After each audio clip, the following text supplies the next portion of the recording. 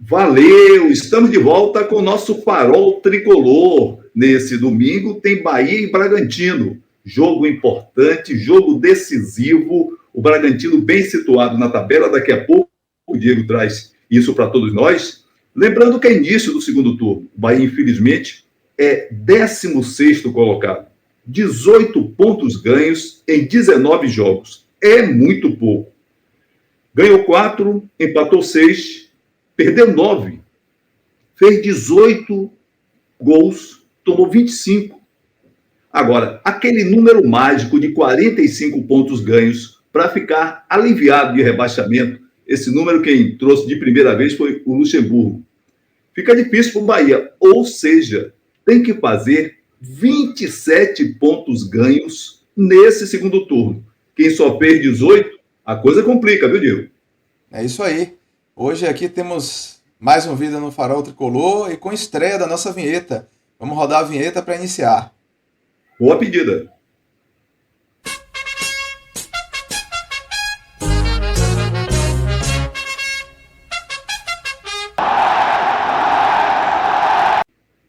É isso aí. Já vou compartilhar com o pessoal a tabela de classificação final do primeiro turno, exatamente para a gente ver a posição do Bragantino, muito bem situado na tabela, e a nossa, lamentavelmente, brigando ali arduamente contra a zona de rebaixamento.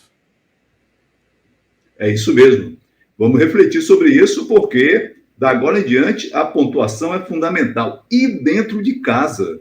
O Bahia, que sempre teve bons resultados em casa, eu sou de um tempo em que se dizia, o Bahia ganha todas em casa e fora se atrapalha. Lembrando que o Bahia só ganhou uma partida fora de casa e foi contra o Vasco da Gama do Rio. Empatou 2, uma com Fortaleza 0-0 e a outra com São Paulo 0-0. Então precisa ganhar no segundo turno, fazer a base de pontuar em casa. O Bahia tem 18 pontos ganhos, tem que fazer 27. No simples, seria ganhar 9 jogos em casa. Olha que o Bahia, nesse segundo turno, faz 10 partidas na Fonte Nova. E aí, Diego? Não, é isso aí. A situação do Bahia é complicada, como a gente já vem falando. O Goiás já abriu 4 pontos em relação ao Bahia, né? E o Santos está igualado em número de pontos, só perdendo no saldo de gols. O Bahia tem menos 7, o Santos menos 12. Mas nossa campanha é muito ruim e a gente precisa reagir no segundo turno.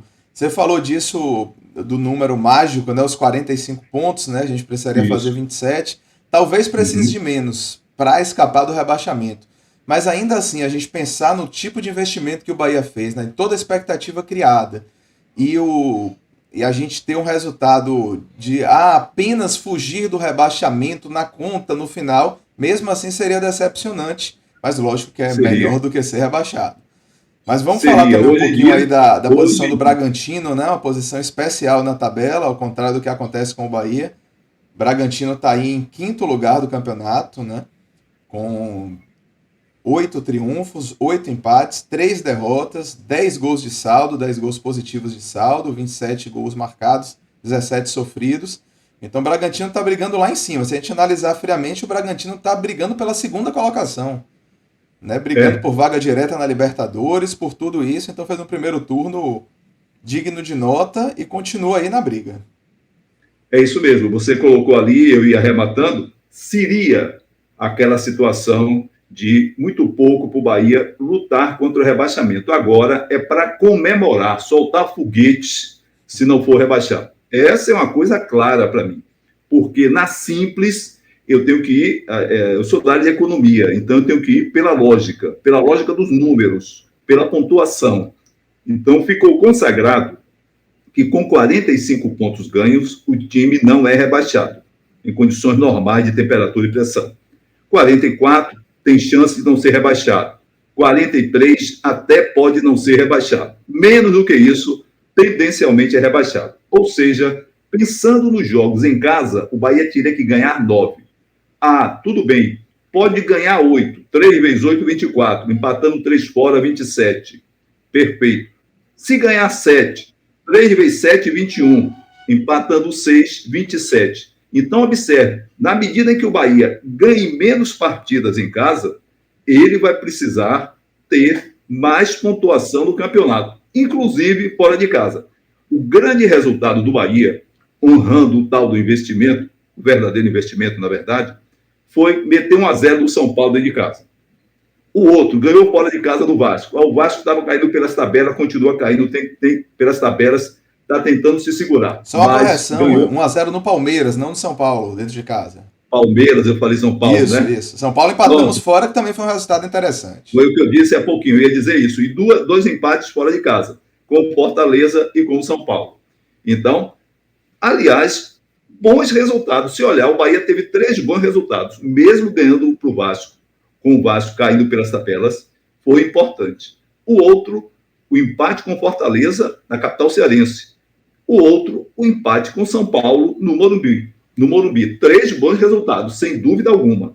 Agora, se a gente contar aí, são 5 pontos. Se o Bahia fizer 5 pontos fora de casa, ele precisa fazer mais resultados em casa.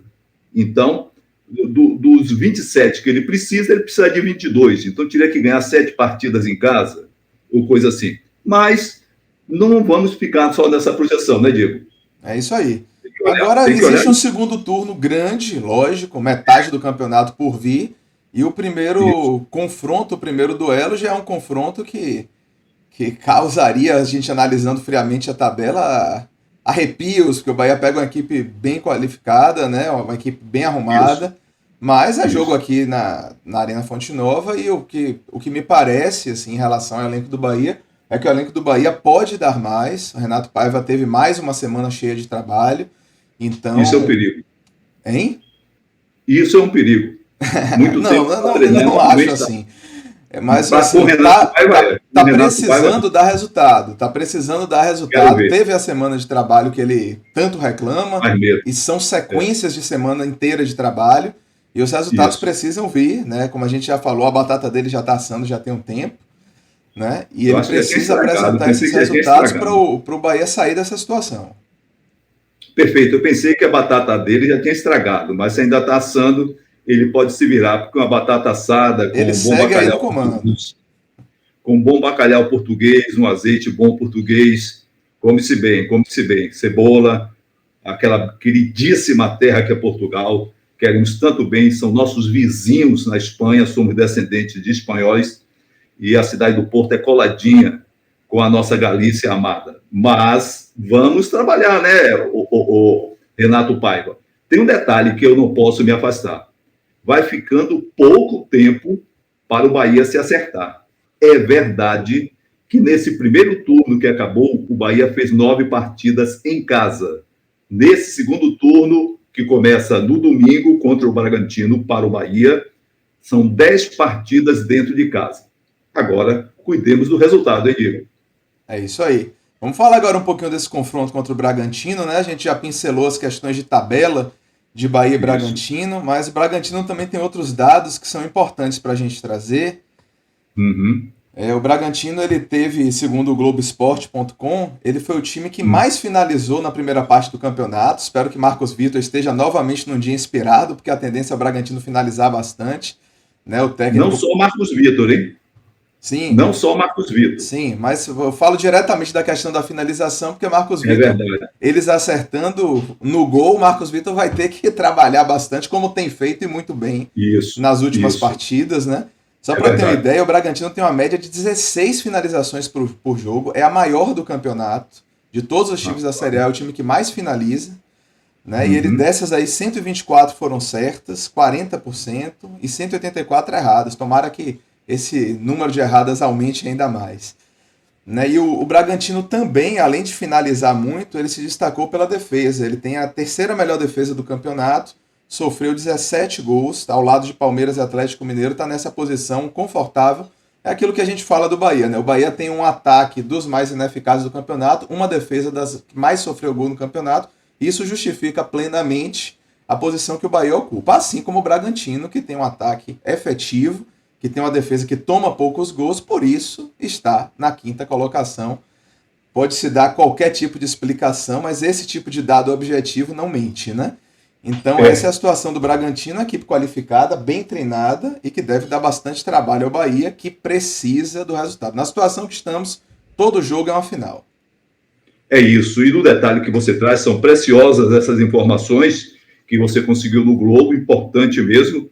Eu tenho também que o Bahia é o 10º time que mais finalizou nesse Brasileirão. Olha o detalhe, 247 chutes. O 9º com melhor média de posse de bola, 50,8%, e ainda conta com Cauli, o maior garçom do Brasileirão, com 49 passes para finalização. Não é pouca coisa. Então, observe que há um trabalho importante, e a gente não pode botar zero, do treinador. Mas é claro que faltam ajustes finos. Quando você trabalha com som, quando você trabalha com imagem, não basta você botar a situação quase boa. Você tem que botar toda boa. Não pode ser uma imagem borrada, não pode ser um som com ruído. Então, não basta ter o som, não basta ter a imagem. Tem que ter a boa imagem. Por exemplo, quem trabalha com imagem.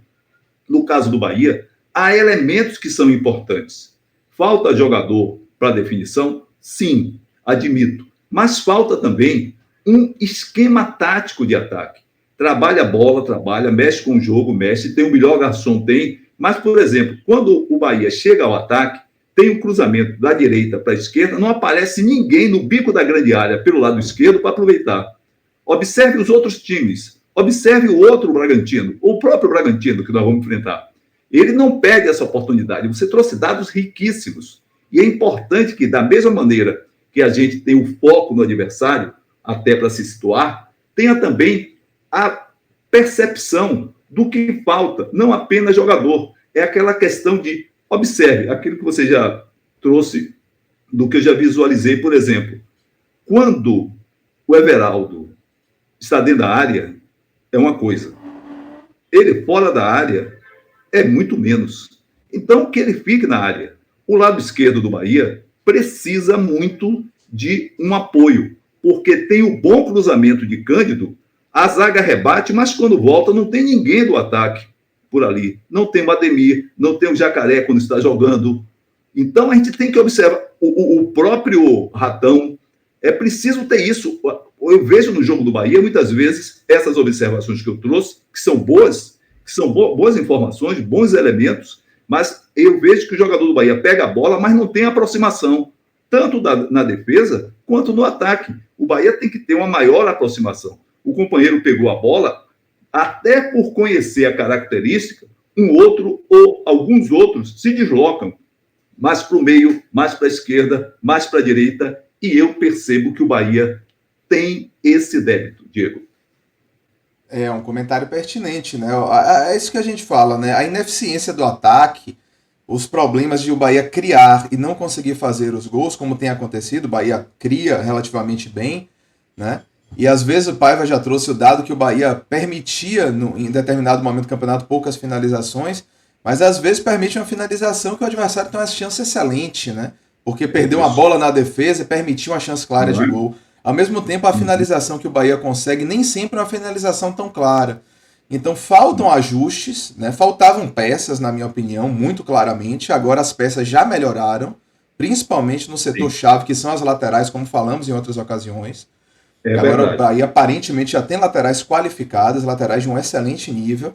E foi, na minha opinião, a diretoria de futebol um tanto negligente em relação à posição de ataque, né? Eu trouxe Ratão, que é um jogador que, inclusive, em alguns momentos pode jogar centralizado, mas é um jogador mais de lado de campo. Tem mais força física, por exemplo, do que Biel e Ademir. Sim. E Jacaré não também. Ratão é um jogador mais forte fisicamente, mas é um jogador que não é um centroavante, né? A gente está realmente com centroavantes mesmo de ofício, com Everaldo e Mingote. Everaldo com as limitações dele, que tem dados muito complicados em termos de quantidade de participação no jogo e quantidade de finalização no primeiro turno. Isso. E Mingote, que é um jogador também que chegou como artilheiro de divisões inferiores e campeonatos estaduais. Né? Ele teve uma boa atuação na Série C do ano passado, no Campeonato Paranaense desse ano, mas uma Série A é diferente. Né? Então é um jogador que a gente não vê assim que ele será a resolução dos problemas do Bahia. Né? Então o Bahia precisa de ajustes, né? Precisa de certa coordenação fina, vamos dizer assim, na produção ofensiva, e isso é o que faltou, e vamos ver se no segundo turno isso vai ser mais ajustado pelo treinador e a efetividade do ataque vai aumentar. Essa é uma questão que já vem rendendo, já tem muito tempo. Eu fico muito preocupado, porque eu vou falar pouco sobre isso, para não parecer que é alguma campanha contra o treinador. Campanha contra o treinador, o Renato Paiva, ele mesmo está fazendo com esses resultados. E tem mais. Qualquer time que tome 6-0 do Sport de Recife, tomou 3-1 do Guarani de Campinas ontem, na segunda divisão do Campeonato Brasileiro, manda o treinador embora. Inadmissível, incompreensível, não é? Tomar 6-0 do Sport de Recife. É rua. Bom, vida que segue, seguiram, deixaram, não vou ficar falando só sobre isso, senão vou ficar parecendo aquele sujeito que, quando fala do Renato Paiva, fala só coisa negativa. Tem algumas coisas positivas, é verdade, mas tomar 6-0 do Sport é como se dizia aqui na Bahia antigamente, os pequenos diziam rua. Não tem conversa num negócio como esse. Quem é o Sport? No momento, um time que tenta se segurar na segunda divisão para voltar para a primeira. Tomou 3-1 do Guarani ontem, era para tomar os 6, talvez os 4, perdeu muitos gols, fez um gol de bamburra, o tal pênalti agora pela regra, que agora na regra o zagueiro tem que ser múmia, tem que subir todo duro, descer todo fechado para não bater na mão. Esse é um absurdo, mas foi assim, está valendo, é a regra, não tem problema. Agora, é preciso que haja ajuste a essas informações que eu trouxe, mas há uma coisa que é preocupante. O Bahia, e a gente tem isso aqui na anotação, tem o terceiro pior ataque do Campeonato Brasileiro, 18 gols, e a sexta pior defesa, com 25 gols. Aí, meu irmão, é difícil segurar a onda. Que projeção pode ser feita para um segundo turno que vai ser mais puxado ainda? Não se enganem, as equipes que estão lá embaixo podem surpreender com alguns resultados. Tomara que não seja contra o Bahia, mas as equipes que estão lá embaixo, elas vão dar a vida para se manter na primeira divisão. Esse é um detalhe.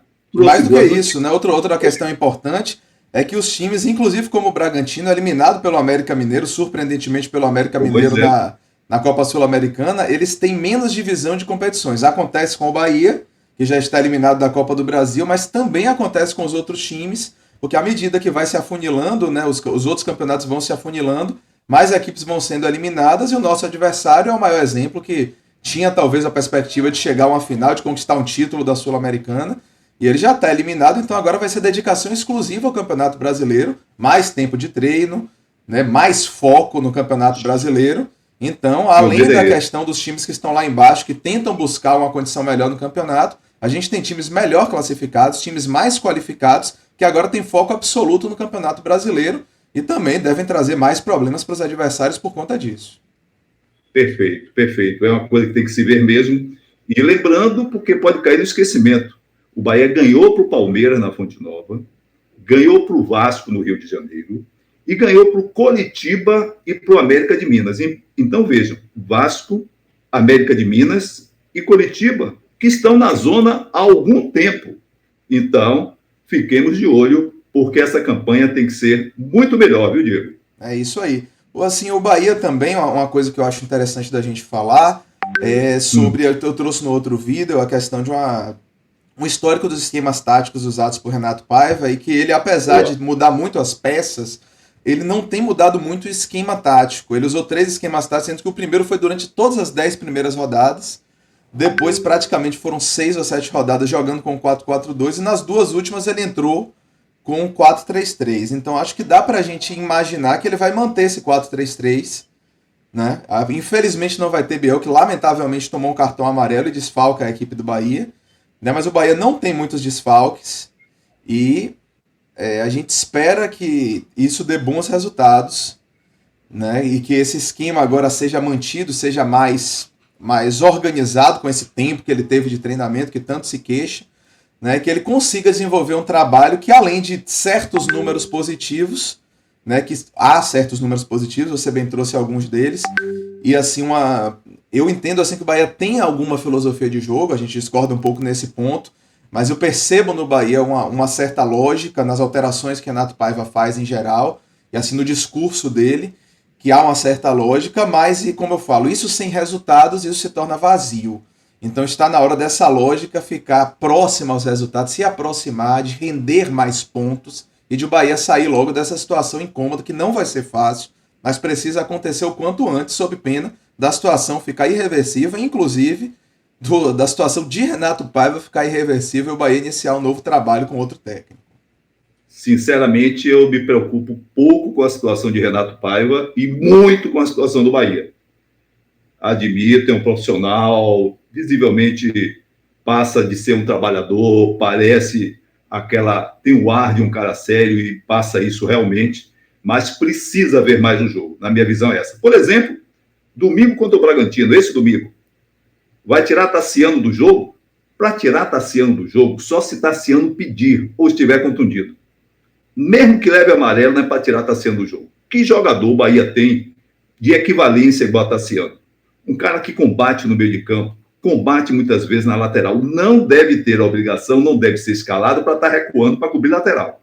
Mas aquele combate do meio de campo, ele chega a ser um cabeça de área, tem o aspecto de volante, mas também vai como meio armador, cai para o lado direito, cai para o lado esquerdo, finaliza no ataque. Então, é um jogador importantíssimo. Tirar Tassiano, eu não vou nem citar nomes para não parecer que a gente está fazendo campanha contra esse ou aquele jogador. Mas tirar Tassiano do jogo é assinar que a coisa complica na própria partida. Eu vou esperando, vamos ver quem ele vai. Será que ele vai sacar alguém, vai poupar alguém no jogo contra o Botafogo no Rio no outro domingo? Tomara que não. Vamos esperar. A minha visão também é a seguinte: o Bahia tem, por isso que a gente trouxe aspectos melhores, para não parecer assim, não, ele só fala do que é negativo. Não, tem um aspecto admirável. A CBF divulgou o ranking dos times no primeiro turno, em termos de média de público. Sabe a posição do Bahia? 5º colocado. Primeiro, Flamengo. É novidade para alguém? Segundo, São Paulo. Terceiro, Corinthians. É novidade para alguém? Quarto, Palmeiras. No momento atual, aqui para nós. Do momento atual, quarto, Palmeiras. Quinto, o Bahia. Tá de brincadeira. Sexto, o Fortaleza. Agora, o Fortaleza tem a favor dele o seguinte: é 11º no campeonato. E mais uma coisa que pouca gente traz em detalhe. O estádio Castelão pega 60.326 espectadores. Nossa, Fonte Nova hoje em dia pega 45. Ainda assim, com essa capacidade do estádio Castelão, com essa campanha admirável do Fortaleza, o Bahia ainda está na frente. Vamos honrar esse manto. Vamos honrar esse manto. Valeu, Diego. É isso aí. E assim, com a diferença de campanha, claro que pesa, a diferença do estádio, claro que pesa. E mesmo assim o Bahia muito bem colocado, uma torcida que pode se dizer de Libertadores e um time lutando contra o rebaixamento, que é um histórico que infelizmente se repete aqui no Sport Clube Bahia. Então é por aí, diria, né? Diego, só um minutinho, eu diria o seguinte, que do Grupo City, o Bahia é o time que tem mais densidade de torcedores. Você pode dizer, o Manchester. O Manchester com a posição que tem, com Guardiola como treinador, investimento em jogadores de primeira ponta, primeira linha no futebol, campanhas admiráveis em campeonatos nacionais, no campeonato nacional, em campeonatos internacionais, continentais, que seja, pudera. Mas fora ele, pode procurar aí no Grupo City quem é que bota torcedor em estádio como o Bahia bota. Então, se é para ter esse tipo de parceria, se é para ter essa nova situação, tem que honrar mesmo com investimento e tem que ter uma postura diferente dessa daí que vem sendo apresentada. Além dessa questão da torcida, ponto altamente positivo para o Bahia, vamos ficar ligados na arbitragem, comandando Arthur Gomes Rabelo, do Espírito Santo. Seus auxiliares, Rodrigo Figueiredo, Henrique Correa, que é FIFA Rio de Janeiro, e Márcia Bezerra Lopes Caetano, que é de Rondônia, e já tem um tempo de arbitragem. No VAR, Rodolfo Toschi Marques, FIFA do Paraná, muito bom. O Atlético Paranaense teve queixas amargas da arbitragem no jogo contra o Cuiabá, inclusive fazendo registro, disparando contra o árbitro. Eles meteram 2-0 no Cuiabá e reclamaram de um gol anulado de Vidal, aquele mesmo que andou pelo Flamengo. Postaram o árbitro que nunca, em maiúsculo esse nunca, apitou uma primeira divisão encontrou um toque fantasma na mão de Vidal. Isso o Atlético nas redes sociais, Diego. É isso aí. É queixa sobre a arbitragem, mas a arbitragem eu sempre fico naquela de ver no que é que dá, né? Às vezes a gente tem alguma visão boa sobre o juiz, sobre o trio de arbitragem, sobre a pessoa do VAR, e ele comete um erro crasso, então é meio aquela história do goleiro, né? Se elogia muito o goleiro, no fim do jogo ele toma um frango, entrega a Não partida, é? então é meio Isso. complicado, é melhor aguardar o desempenho deles em campo mesmo, como é que será. É verdade. É isso aí. Então vamos encerrando por aqui, né? Isso. Agradecendo a todos os novos inscritos do canal, as pessoas que estão curtindo, compartilhando nossos conteúdos, pedindo que sigam fazendo isso. Quem está ouvindo agora, vendo o vídeo pela primeira vez, que se inscreva no canal para ser notificado dos próximos vídeos que faremos, que curtam, que passem adiante essa ideia.